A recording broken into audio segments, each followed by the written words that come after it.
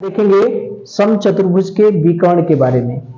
समचतुर्भुज, तो इसके पहले हम लोगों ने समचतुर्भुज के बारे में पढ़ा था कि समचतुर्भुज जो है जिसकी ऐसा समांतर चतुर्भुज जिसकी चारों भुजाएं क्या होती हैं, बराबर होती हैं। आयत में क्या होता है, आमने सामने की भुजाएं बराबर होती हैं। वर्ग में क्या होता है, चारों भुजाएं बराबर होती हैं। तो समचतुर्भुज में भी चारों भुजाएं बराबर होती हैं, लेकिन इसमें और वर्ग में क्या अंतर है। वर्ग में क्या होता है, चारों भुजाएं बराबर होती हैं और प्रत्येक शीर्ष कोण कितना होता है, 90 अंश। ये किसमें होता है, वर्ग में। लेकिन समचतुर्भुज में सभी कोण 90 अंश नहीं होते, यही अंतर है। चारों भुजाएं वर्ग में भी बराबर होती हैं और समचतुर्भुज में भी बराबर होती हैं। लेकिन वर्ग में क्या होता है, प्रत्येक शीर्ष कोण जो है वो होता है 90 अंश, लेकिन समचतुर्भुज में प्रत्येक शीर्ष कोण 90 अंश नहीं होता। तो इसमें खासियत क्या है, पहली खासियत है कि चारों भुजाएं बराबर होती हैं। क्या होती हैं, चारों भुजाएं बराबर होती हैं, ये है पहली खासियत। और चूंकि हम लोग विकर्ण के बारे में पढ़ रहे हैं, तो जो समचतुर्भुज का विकर्ण होता है वह एक दूसरे को 90 अंश पर काटता है। विकर्ण कहां काटता है, 90 अंश। विकर्ण एक दूसरे को 90 अंश पर काटता है। विकर्ण एक दूसरे को कहां काटेगा, 90 अंश पर। तो मान लीजिए इसका नाम हमने ए, बी, सी और डी। तो विकर्ण बनाने के लिए हम क्या करते हैं, किन्हीं दो शीर्षों सम्मुख शीर्षों को क्या करते हैं, मिला देते हैं। ए को सी से मिला दिए, एक विकर्ण ये बन गया, और डी को बी से मिला दिए, एक विकर्ण ये बन गया। टोटल कितने विकर्ण हो गए, 2।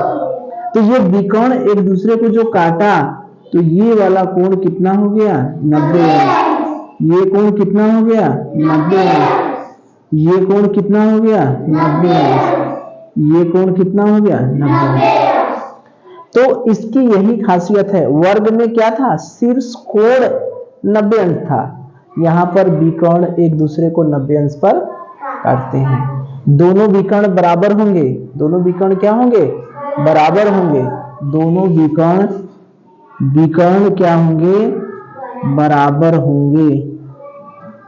लेकिन सबसे ज्यादा हमको ध्यान रखने की जरूरत है कि ये जो विकर्ण है एक दूसरे को कितने अंश पर काटते हैं, 90 अंश पर। तो याद रखिएगा कि जो समचतुर्भुज है उसमें चारों भुजाएं क्या होती हैं, बराबर होती हैं, और विकर्ण एक दूसरे को कितने अंश के कोण पर काटते हैं, 90 अंश पर। समचतुर्भुज और वर्ग में अंतर समझ में आया।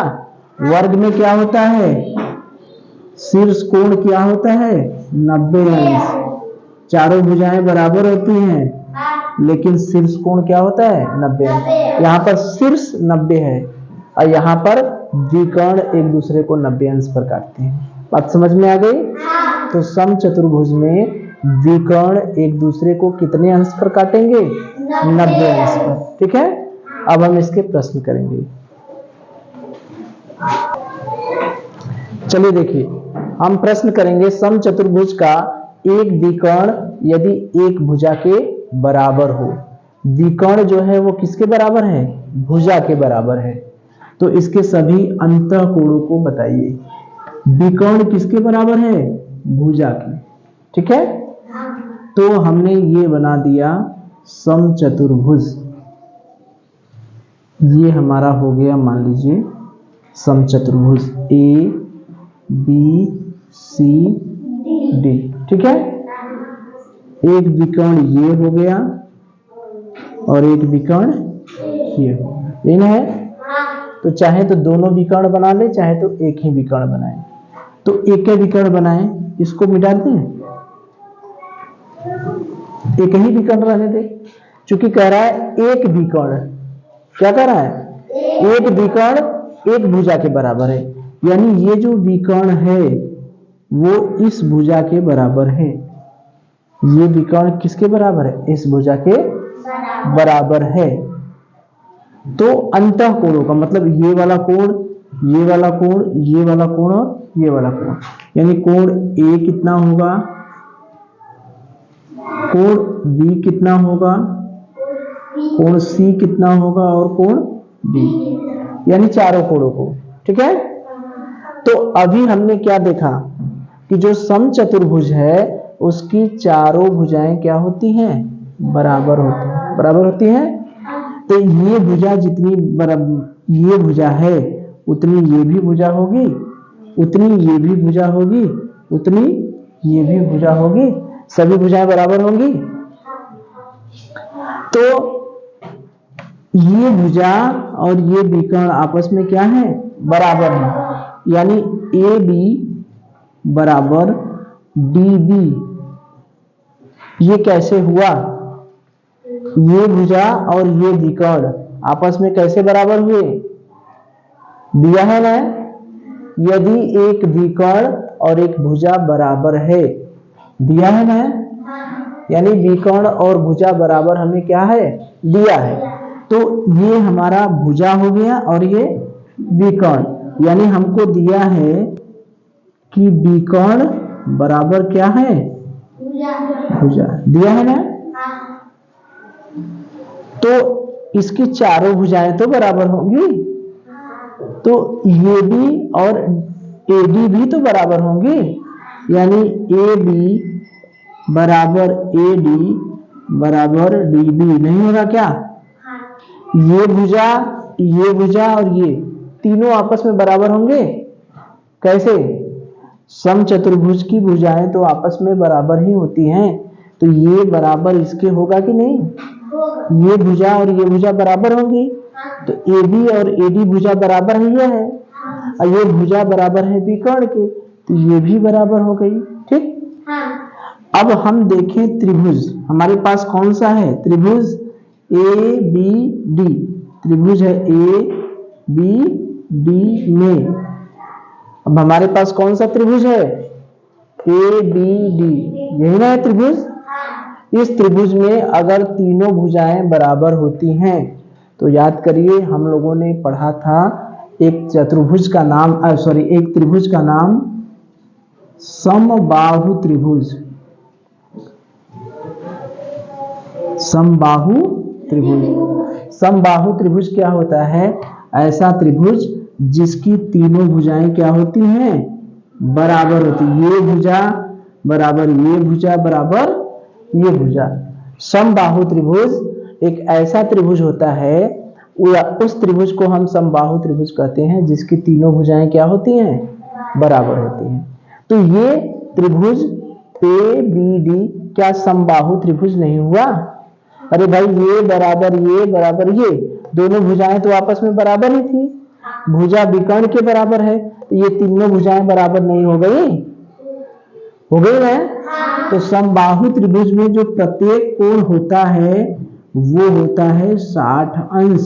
कितना होता है? 60 अंश। समबाहु त्रिभुज में प्रत्येक कोण कितना होता है? 60 अंश। तो त्रिभुज एबीडी में ये भी कोण कितना होगा? 60 अंश। ये भी कोण कितना होगा? 60 अंश। ये भी कोण कितना होगा? 60 होगा। प्रत्येक कोण कितना हो गया? 60 अंश हो गया। अब इसको मिटा दे पूरे को। ठीक है। कैसे हमने देखा भाई? ये समचतुर्भुज था, इसकी एक भुजा एक विकर्ण के बराबर थी, और दो समकोण चतुर्भुज की सभी भुजाएं बराबर होती हैं, तो ये भुजा इसके बराबर और ये भुजा इसके बराबर, तीनों भुजाएं बराबर हो गई। तो हमारे पास त्रिभुज हो गया, त्रिभुज ए बी डी। कौन सा त्रिभुज है? त्रिभुज ए बी डी में प्रत्येक कोण कितना हो गया? कितना है? 60 अंश है। उसी तरह से एक त्रिभुज और बना, ये भी तो बराबर होगा, ये बराबर ये बराबर, ये दोनों तो भुजाएं ही है, ये आपस में बराबर ही होंगी। विकर्ण दिया है प्रश्न में, यानी हमारे पास एक त्रिभुज और है, कौन? बी सी डी, त्रिभुज बी सी डी। इसमें भी तो प्रत्येक कोण कितना होगा? प्रत्येक कोण कितना होगा? 60। क्यों? क्योंकि यह भी तो समबाहु त्रिभुज बना, ये भी समबाहु त्रिभुज बना, ये भी समबाहु त्रिभुज बना। इसमें टोटल कितने समबाहु त्रिभुज बने? 2। तो इसमें भी तो प्रत्येक कोण कितना होगा? 60 अंश। ये भी कितना हो गया? 60 अंश। ये भी कितना हो गया? 60 अंश। ये भी कितना हो गया? 60 अंश। हो गया? तो इस समचतुर्भुज में एक विकर्ण हमने खींच दिया, तो इस समचतुर्भुज में टोटल कितने त्रिभुज बन गए? 2। कितने त्रिभुज बन गए? 2। एक त्रिभुज है A B D, A B D, A B D. ये त्रिभुज की सभी भुजाएं बराबर हैं, यानी ये त्रिभुज समबाहु त्रिभुज है। तो इसका प्रत्येक कोण कितना हो गया? 60 अंश, 60 अंश। अब उसी तरह से एक त्रिभुज बना बी सी डी, ये भी क्या है? समबाहु त्रिभुज। क्यों? क्योंकि तीनों भुजाएं इसकी क्या है? बराबर है। तो इसमें भी प्रत्येक कोण 60 अंश। लेकिन हमसे पूछ रहा है कोण के बारे में। कोण ए बताइए, कोण बी बताइए, कोण सी बताइए, कोण डी बताइए। सभी कोणों को पूछ रहा है ना। ये चतुर्भुज के बारे में पूछ रहा है, समचतुर्भुज का। ये डी वाला कोण कितना हुआ, ए वाला कोण कितना हुआ, सी वाला। तो ए और सी वाला कोण तो साफ साफ दिख रहा है। ए कोण कितना है? 60 अंश। सी कोण कितना है? 60 अंश। कितना है? 60 अंश। अब देखिए बी वाला कोण कितना है? 60 ये और 60 ये, दोनों जोड़ देंगे ना, कितना हो गया? 120 अंश। ये डी वाला कोण कितना हो गया?